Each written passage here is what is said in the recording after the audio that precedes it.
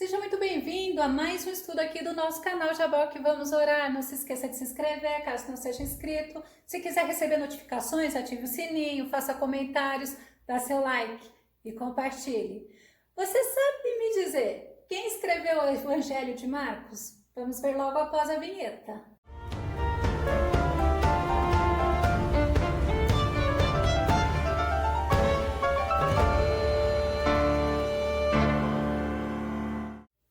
O Evangelho de Marcos foi escrito por João Marcos. Vamos ao tema de hoje? Deus muda situações e restaura relacionamentos. Olha que tremendo! Nosso texto base está em Atos capítulo 12, o verso 25, que diz assim: E Barnabé e Saulo, havendo terminado aquele serviço, voltaram de Jerusalém, levando também consigo a João, que tinha por sobrenome Marcos. João Marcos, dizem os historiadores que ele nasceu em Cirene, possivelmente uns 10 anos antes de Cristo, antes de Jesus. Ele morou em Jerusalém e, assim, novamente, possivelmente ele faz parte dos 70 discípulos separados por Jesus Cristo. Lucas 10:1 diz assim: E depois disto designou o Senhor ainda outros 70 e mandou-os adiante da sua face de 2 em 2 a todas as cidades e lugares aonde ele havia de ir. E esses 70 eles foram de casa em casa e olha, Deus usou muito eles. O Espírito Santo usou muito eles. Vamos ver Lucas 10:5 e 6? E diz assim: Em qualquer casa onde entrardes, dizei primeiro: paz seja nesta casa, e se ali houver algum filho de paz, repousará sobre ele a vossa paz, e se não, voltará para vós. E aí nós vemos que João Marcos, possivelmente ele estava já entre esses 70. Mas João Marcos, ele era filho de Maria. Vamos entender quem é esta Maria. Quando o apóstolo Pedro, ele foi preso, ele estava na prisão e um anjo veio soltá-lo porque a igreja estava fazendo oração, estava intercedendo por ele. Essa casa onde eles estavam orando, aonde era tido como igreja, era na casa de João Marcos, na casa de Maria, mãe de João Marcos. Atos 12, verso 5. Pedro, pois, era guardado na prisão, olha que tremendo, mas a igreja fazia contínua oração por ele a Deus. E Deus vai libertar. Deus ouve e responde a oração da igreja. Atos 12, verso 7. E eis que sobreveio o anjo do Senhor e resplandeceu uma luz na prisão, e tocando a Pedro na ilharga, o despertou, dizendo: Levanta-te depressa. E caíram-lhe das mãos as cadeias. E aí começou, todo aquele processo que o anjo foi passando com ele, com Pedro, pelas portas que estavam fechadas, as portas se abriam, e Deus fez o grande livramento de Pedro. Após Pedro sair, ele para e ele começa a pensar, e ele vai à casa de Maria.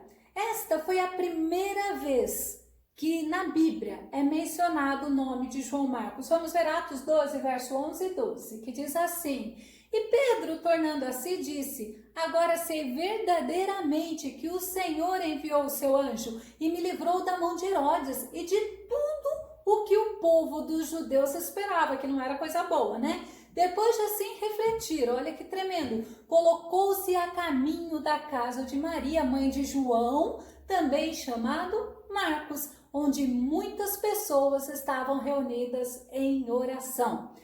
Então nós vemos o seguinte: João, esse é o João Marcos, que escreveu o livro de Marcos. Mas alguns teólogos, eles falam que essa casa, a casa de Maria, era o lugar do cenáculo, onde Jesus realizou a última ceia e onde os discípulos, após a morte de Jesus, eles voltaram para o cenáculo, que era possivelmente no segundo andar da casa de Maria, mãe de João Marcos. Atos 1, 12 e 13 diz assim: Então voltaram para Jerusalém, do monte chamado das Oliveiras, o qual está perto de Jerusalém, à distância do caminho de um sábado, e entrando subiram ao cenáculo. E muitos teólogos falam que é justamente na casa de Maria que era esse cenáculo. Mas também João Marcos, ele é sobrinho de Barnabé. Algumas versões de Bíblias falam que ele era primo de Barnabé, né? Mas independente de ser sobrinho ou ser primo, ele era parente muito próximo de Barnabé. Vamos ver Colossenses 4:10? Aristarco, que está preso comigo, Paulo falando, tá? Vos saúda, e Marcos, o sobrinho de Barnabé, acerca do qual já recebeste mandamento. Se ele for ter convosco, recebei-o. Então nós vemos assim, João Marcos, ele era parente próximo de Barnabé, era filho de Maria, mas ele também foi discípulo de Pedro e chamado por Pedro de filho. Sabe aquele filho da fé que aprendeu comigo? 1 Pedro, capítulo 5, verso 13. Aquela que está em Babilônia, igualmente eleita convosco, vos saúda, assim como Marcos, meu filho, que é filho espiritual. Nós vemos que Paulo e Barnabé, eles vão para Jerusalém. Justamente lá em Jerusalém eles encontram Marcos e eles levam Marcos em sua viagem missionária, Atos 12:25. E Barnabé e Saulo, havendo terminado aquele serviço, voltaram de Jerusalém, levando também consigo a João, que tinha por sobrenome Marcos. E começa, né, o convívio de João Marcos justamente com Paulo. Ele foi companheiro de Paulo e Barnabé nessa primeira viagem de Paulo. Foi o primeiro, imagino eu, o primeiro contato dele com essa questão de falar, de viver o evangelho, de pregar o evangelho. E imagina que ele deve ter estranhado, porque andar com Paulo não é fácil, né? Atos 13:5, olha que tremendo. E chegados a Salamina, anunciavam a palavra de Deus nas sinagogas dos judeus e tinham também a João como cooperador. E esse João é justamente o João Marcos. Mas uma coisa aconteceu que marcou muito tanto João Marcos como o próprio Barnabé e o próprio Paulo. Se você imaginar as viagens que Paulo fazia, não eram viagens de passeio, não eram viagens de recreação, ao contrário, ele tinha, assim, evidente que ele não estava vivendo para si. E olha, ele era apedrejado, ele passava por muito sofrimento. E João Marcos lá, com Paulo, ele decide voltar. Atos 13:13 fala assim, de Pafos, Paulo e seus companheiros navegavam para Perge, que ficava na Panfilha, então João Marcos os deixou ali e regressou a Jerusalém. Esse episódio marcou muito a vida dele. Por que ele voltou? Não sabemos, mas nós sabemos que Paulo ficou muito chateado com esta situação. Paulo ficou até irritado, por que não dizer? Porque aquele João Marcos nos desertou, nos deixou, nos abandonou. Atos 15:38 fala assim, mas a Paulo parecia razoável que não tomassem consigo aquele que desde a Panfilha se tinha apartado deles e não os acompanhou naquela obra. Então nós vemos que, querendo ou não querendo, acaba ficando um ressentimento. Quando Paulo fala assim, miserável homem que sou, as coisas que eu quero fazer isso eu não faço, mas o que eu não quero isso eu faço, dá para entender que nem tudo Paulo acertava em agradar até as coisas que ele gostaria de estar fazendo mesmo. E nós vemos que justamente João Marcos, neste episódio, ele marca muito, e marca muitas pessoas até hoje, né? Porque muitas pessoas passam a ver João Marcos não como o escritor do livro de Marcos, mas como aquele que abandonou Paulo na sua primeira viagem missionária. E Paulo fez 3 viagens missionárias. Mas João Marcos também foi o motivo da separação de Paulo e de Barnabé. Atos capítulo 15, verso 37-39, até o comecinho, né? Que a gente fala 39, diz assim. E Barnabé queria que João, também chamado Marcos, né?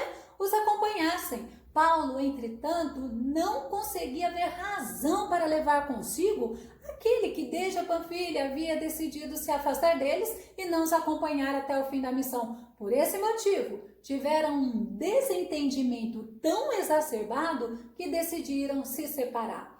E é interessante que quando 2 pessoas não estão de acordo, não dá para ficar junto, não dá para andar junto. Olha Amós capítulo 3, verso 3, o que é que diz? Ora, 2 pessoas poderão caminhar lado a lado se não estiverem de acordo?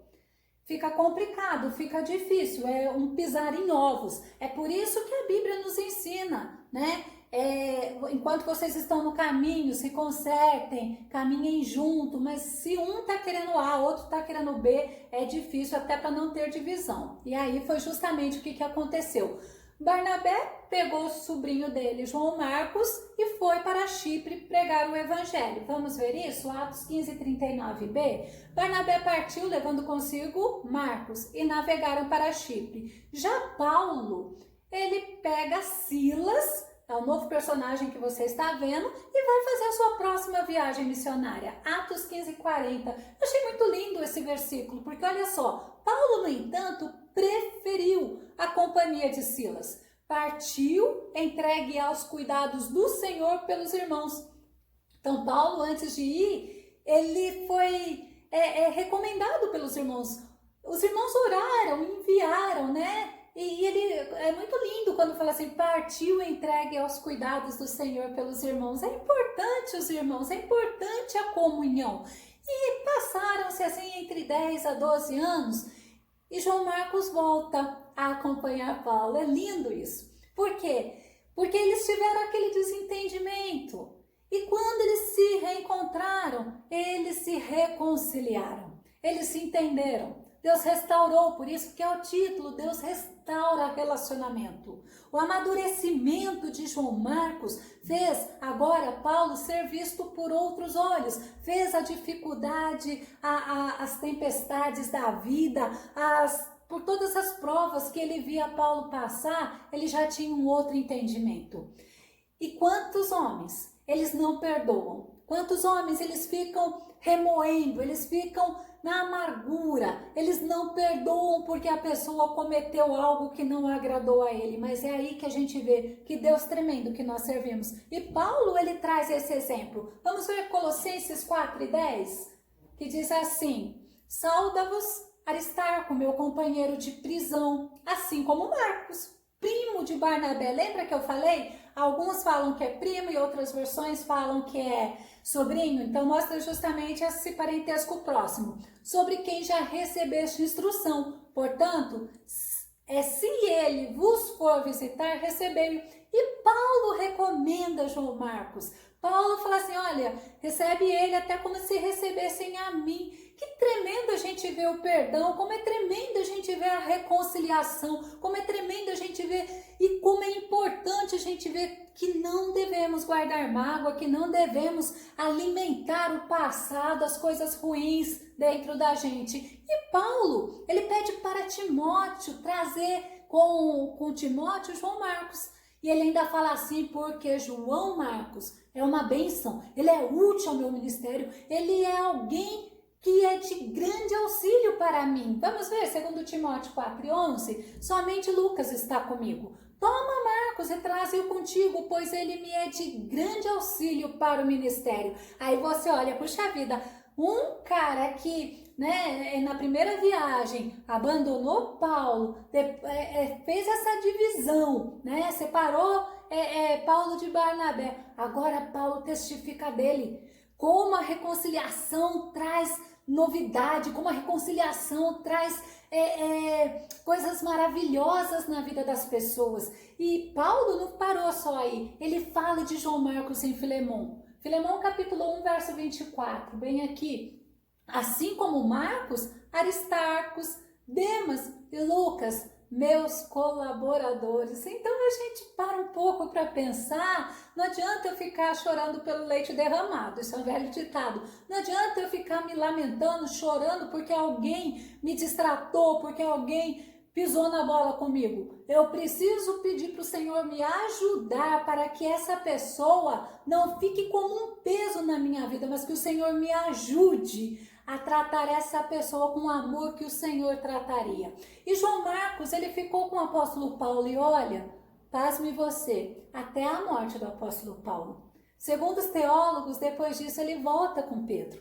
Aí ele volta e sempre envolvido na obra de Deus. Marcos, ou João Marcos, ele se tornou um mártir do evangelho. Ele foi até o final, ele dedicou a vida dele ao Senhor, ele ganhou muitas e muitas almas para o reino de Deus. Vamos concluir. João Marcos foi um homem muito importante. Ele foi o escritor do livro de Marcos e, segundo os historiadores, foi o primeiro livro, foi o primeiro evangelho a ser escrito. Nós não temos como afirmar isso, né? E segundo os historiadores ainda, esse primeiro evangelho que a gente coloca em Mateus, Marcos, Lucas e João, os 4 evangelhos, eles dizem que primeiro foi o Marcos, mas Marcos ele influenciou. Aí a gente olha assim, ele influenciou até mesmo aqueles que escreveram os outros evangelhos. É tremendo isso. Evidencia que quando você se restaura nos pés do Senhor, se reconcilia com aquele que está no caminho contigo, Deus faz algo tremendo. E quando Marcos escreveu o livro de Marcos, João Marcos escreveu, né, o livro de Marcos, ele estava em Roma. Ele escreve para os cristãos, aqueles que estavam aceitando o Senhor em Roma. Marcos ele não é evidenciado como um apóstolo de Jesus.